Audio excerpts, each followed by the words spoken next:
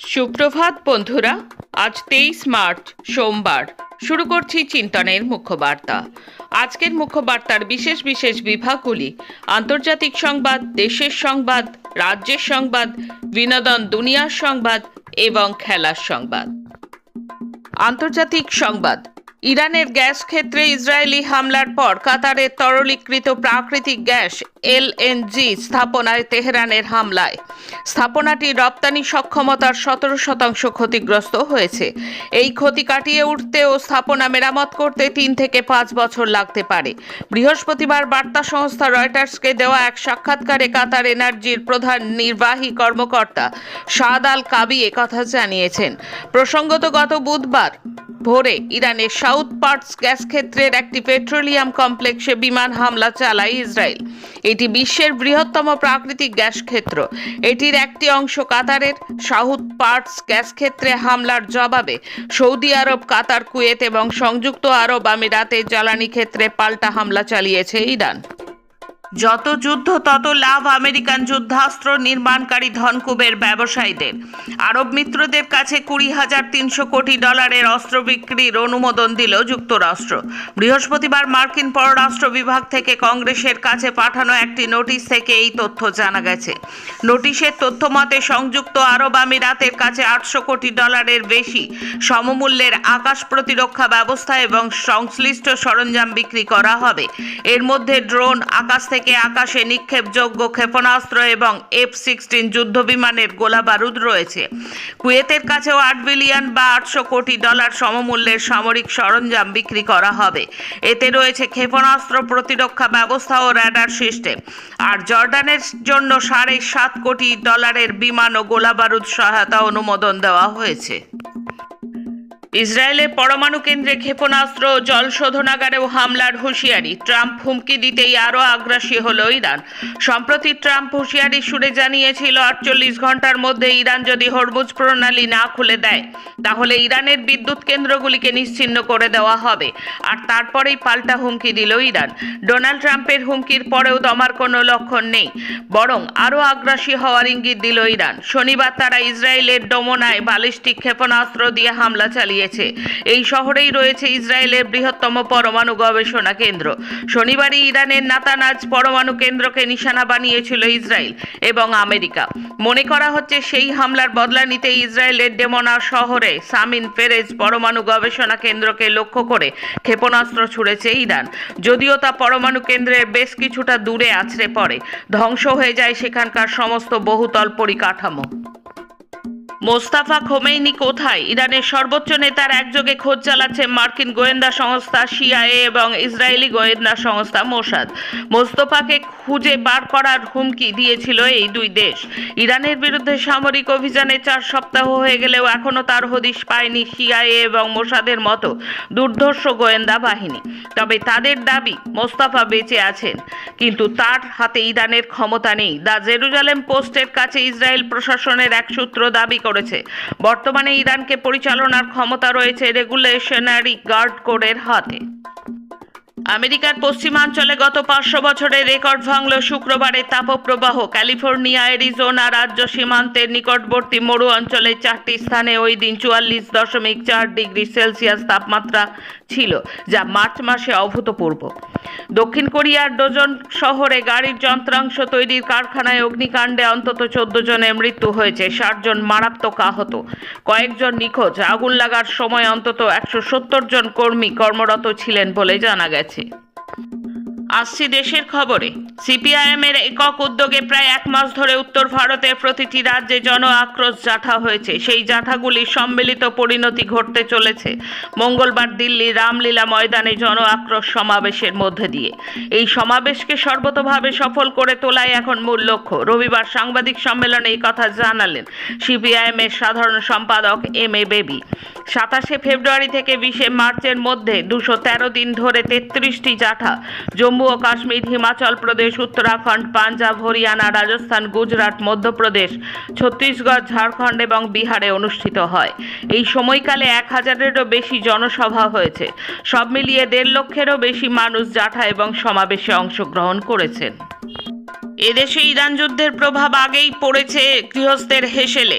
এবার পশ্চিম এশিয়ার সংঘাত পরিস্থিতি প্রভাব পড়তে শুরু করেছে দেশের অন্যতম বস্ত্রশিল্প তালুক হিসেবে পরিচিত গুজরাটের সুরাট শহরে। শহরতলির কাপড়ডোরা এলাকাতে রয়েছে অসংখ্য কারখানা। অন্তত 15 থেকে 18 লক্ষ শ্রমিক কাজ করেন এই কারখানাগুলিতে। যুদ্ধ শুরুর পর থেকেই কার্যত বন্ধ পশ্চিম এশিয়া থেকে আমদানি। সুরাটের বস্ত্রশিল্পের একটা বড় অংশই নির্ভর করে সংযুক্ত আরব আমিরশাহী, সৌদি আরব, কুয়েত, চীনের মতো দেশ থেকে আসা কাঁচামালের উপরে।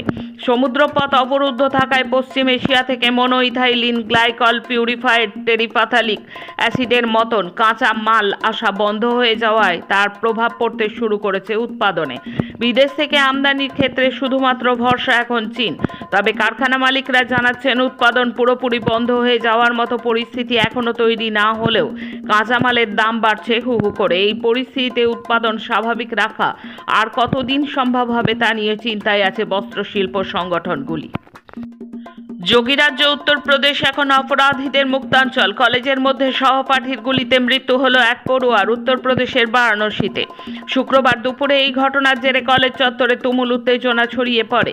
এদিকে অভিযুক্তের এনকাউন্টারের দাবি তুলেছে মৃতের বাবা। অভিযুক্তের খোঁজে তল্লাশি শুরু করেছে পুলিশ। এই ঘটনায় শিক্ষা প্রতিষ্ঠানের নিরাপত্তা নিয়ে বড়সড় প্রশ্নচিহ্ন দেখা দিয়েছে। কলেজ চত্বরে কিভাবে এক পড়ুয়া পিস্তল নিয়ে ঢুকলো খতিয়ে দেখছে পুলিশ। নৌপথে নিরাপত্তা নিয়ে ভারতের প্রধানমন্ত্রী মোদি এবং ইরানের প্রধানমন্ত্রী পেজেশকিয়ানের মধ্যে আলোচনা হলো। ভারত মহাসাগরের অন্তর্গত মায়ানমারের কাছে ব্রিটিশ মার্কিন সেনাঘাঁটিতে এবার হামলা চালালো ইরান। যুদ্ধ পরিস্থিতিতে তেল সংকট নিয়ে আলোচনার আবেদন জানালো ভারত। বাড়তি তেল নেই জানিয়ে দিল তেহরান। চাপ কমাতে ইরানকে তেল বিক্রির অনুমতি দিলেন ট্রাম্প। 1 এপ্রিল থেকে এটিএম ব্যবহারের ক্ষেত্রে নতুন কিছু নিয়ম বলবৎ হচ্ছে। টাকা তোলার সীমা, টাকা তোলার চার্জের ক্ষেত্রে আসছে কিছু পরিবর্তন। বেসরকারি ব্যাংক এইচডিএফসি জানিয়েছে ইউপিআই এর সাহায্যে এটিএম এর থেকে টাকা তোলার ক্ষেত্রে মাসিক সীমা ছাড়ালে বাড়তি ফি দিতে হবে, বর্তমানে যা লাগে না। আসামের শাসক দল বিজেপিতে ইতিমধ্যেই ধস নেমেছে। হেমন্ত বিশ্ব শর্মার সঙ্গ ছেড়ে কংগ্রেসে গেলেন মন্ত্রী গার্লসা। মোদির ব্যঙ্গাত্মক ভিডিও ব্লগ ঘিরে শুরু হয়েছে বিতর্ক। ডিজিটাল নিয়ন্ত্রণে বাক স্বাধীনতা শিখেই উঠেছে। মোদি সরকার বলছে দেশে নতুন কোনো ম্যানুয়াল স্ক্যাভেঞ্জার নেই। বাস্তবে কিন্তু মৃত্যুর পরিসংখ্যান সন্দেহ উদ্বেগ গভীর করেছে। মধ্যপ্রদেশের রায়পুরের 3 মৃত্যু ঘিরে ফের প্রশ্ন তুলল সরকারি তথ্য নিয়ে। 1 মিনিটের মধ্যে এসব মৃত্যু হয়েছিল বলে খবরে প্রকাশ। এখন রাজ্যের খবর। উত্তর দমদম বিধানসভার খালিশাকোটা ও ফরিদপুর ওপার বাংলার এক টুকরো যেন এই তল্লাটে।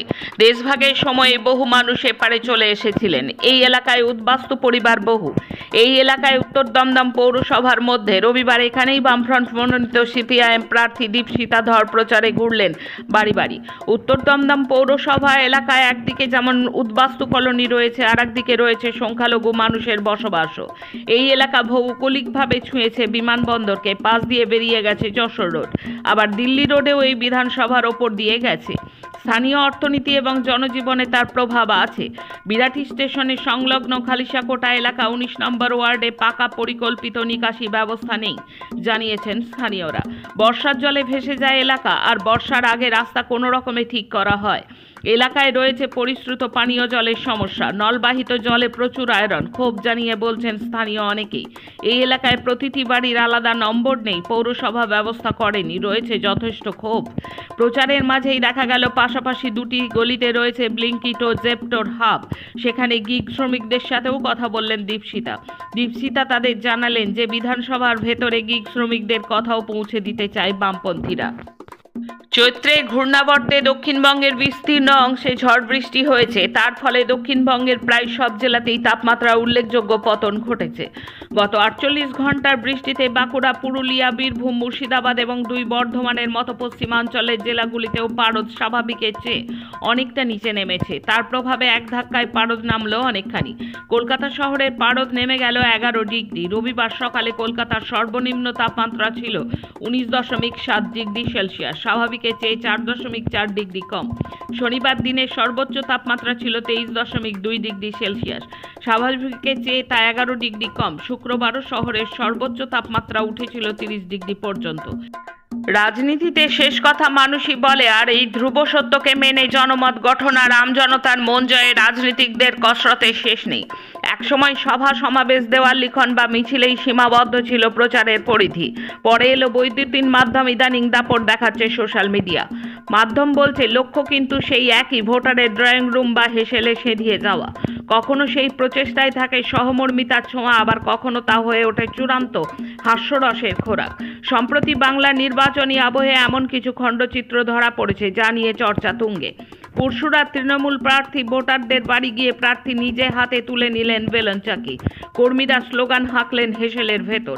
দুবরাজপুরের বিজেপি প্রার্থী এক বৃদ্ধের দাড়ি কামিয়ে জনসংযোগ সারলেন, যা দেখে অনেকের মনে পড়ে খড়গপুরের বিজেপি প্রার্থী হিরণ চট্টোপাধ্যায়কে দেখা গিয়েছিল এক ভোটারকে সাবান মাখিয়ে স্নান করিয়ে দিতে। প্রার্থীরা একে জনসেবা বললেও সমালোচকদের চোখে স্রেফ ভোট বাগানোর কৌশল। এ যেন রাজনীতি নয়, রঙ্গমঞ্চ। একসময় বাম জমানায় বর্ধমান ছিল সিপিএম এর লাল দুর্গ। এবার বর্ধমানের খণ্ডঘোষ বিধানসভা কেন্দ্রে সিপিআইএম প্রার্থী করেছে রামজীবন রায়কে। রামজীবন পেশায় ক্ষেত মজুর, দৈনিক মজুরির মাধ্যমেই তার সংসার চলে। খণ্ডঘোষ থানার বেরুগ্রাম চণ্ডীপুর এলাকায় দীর্ঘদিনের বাসিন্দা তিনি।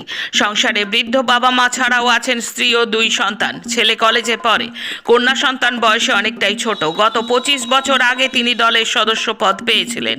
লাল ঝান্ডা কাঁধে নিয়েই তাঁর দীর্ঘ লড়াই। সংসারে অনটন থাকলেও পরিবার, বিশেষ করে স্ত্রী, বরাবরই পাশে থেকেছেন। এবার দল তাকে ওই কেন্দ্রে প্রার্থী করেছে। বিনোদন সংবাদ। 80 বছরের মাথায় আবার ভারতীয় গণনাট্য সংঘ চলচ্চিত্র নিবেদনের পথে ফিরল। টালিগঞ্জের রাজা ফিল্ম স্টুডিওতে শঙ্কর আচার্য পরিচালিত ভারতীয় গণনাট্য সংঘ পশ্চিমবঙ্গ রাজ্য কমিটির উপস্থাপিত পূর্ণদৈর্ঘ্যের বাংলা চলচ্চিত্র অপরাধী, জার্নি অফ এ ফাদার এর প্রিমিয়ার শো অনুষ্ঠিত হয়। ভারতীয় গণনাট্য সংঘ পশ্চিমবঙ্গ রাজ্য কমিটির সভাপতি প্রবীণ চলচ্চিত্রকার পীযূষ সরকার এই প্রিমিয়ার শো এর উদ্বোধন করেন। উপস্থিত ছিলেন ভারতীয় গণনাট্য সংঘ পশ্চিমবঙ্গ রাজ্য কমিটির সম্পাদক মণ্ডলীর সদস্য আর এক চলচ্চিত্রকার মনীষ ঘোষ, অপরাধী ছবির পরিচালক শঙ্কর আচার্য এবং কার্যনির্বাহী প্রযোজক তপন রায় সহ ছবির অভিনেতা, অভিনেত্রী এবং কলাকুশলীরা। সঞ্চালনা করেছিলেন ভারতীয় গণনাট্য সংঘ পশ্চিমবঙ্গ রাজ্য কমিটির অন্যতম সহ সম্পাদক অভিজিৎ ঘোষ।